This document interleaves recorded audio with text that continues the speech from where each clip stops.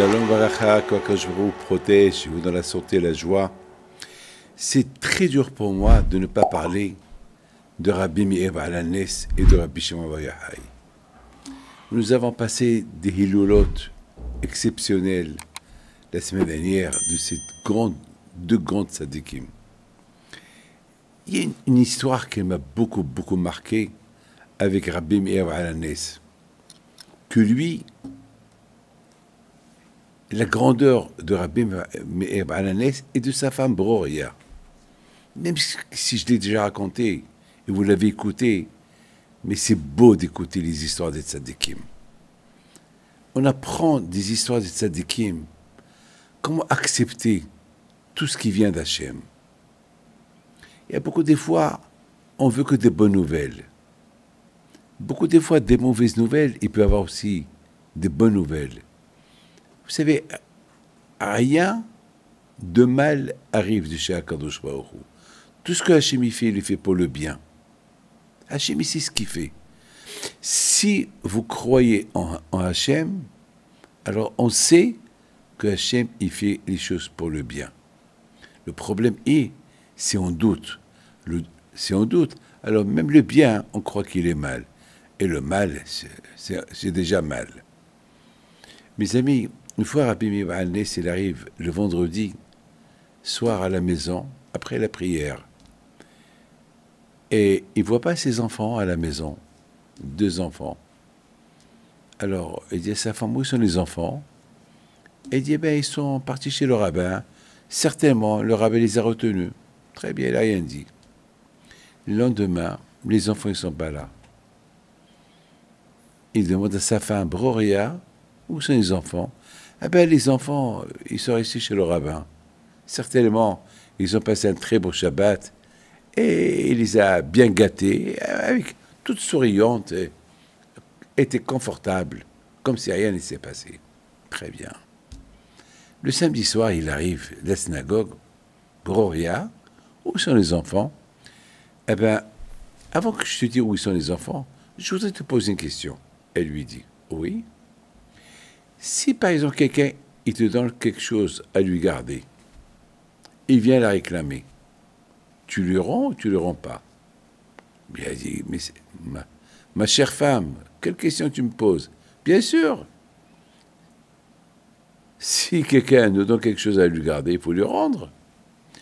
Alors il lui dit, mon cher mari, viens avec moi. Et le fait monter au grenier.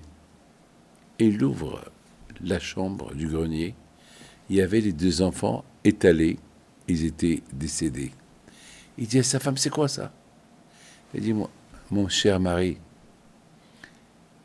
c'est ce que je viens de te demander.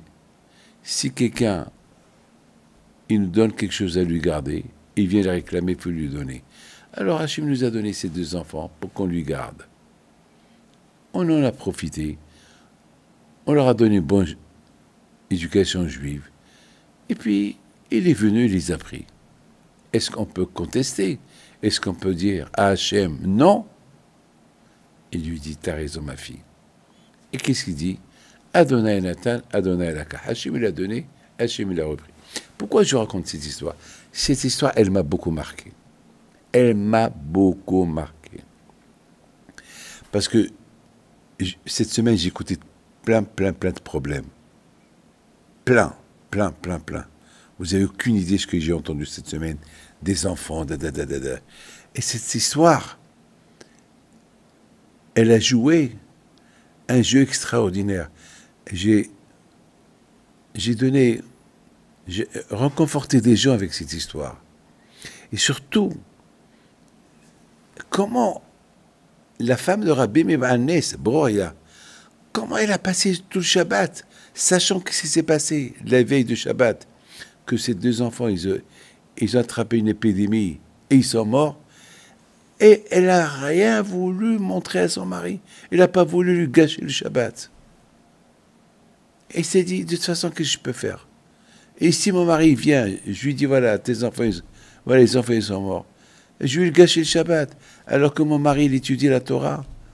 La Torah, lui, du Shabbat, elle vaut tout. Qu'est-ce que je vais les ramener? On ne peut même pas les enterrer Shabbat. On ne peut rien faire Shabbat. Alors, à quoi sert de lui dire? Mais ce que j'ai appris aussi de cette histoire, c'est que Rabbi Meir Hannes, il aurait pu s'énerver sur sa femme. Comment tu m'as caché une chose pareille? Vous vous rendez compte? On parle ici de 2 enfants. Et Rabbi Meir Hannes, il a accepté. Beaucoup des fois, on accuse la femme, quelque chose qui brûle, on l'accuse. C'est Hachem qui a voulu que le repas il brûle. Ça y est. Hachem, il a voulu que le repas il brûle. C'est tout. C'est pas peine de faire la guerre. Il faut savoir toujours accepter les choses. Regardez la femme de Rabbi Meir Hannes, comment elle a accepté les choses. Et comment Rabbi Meir Hannes, il a accepté les choses qui viennent d'Hachem. Il faut savoir que tout vient d'Hachem. Que le bon Dieu vous protège. Que le zéro de Rabbi Meir Hannes soit avec vous, mes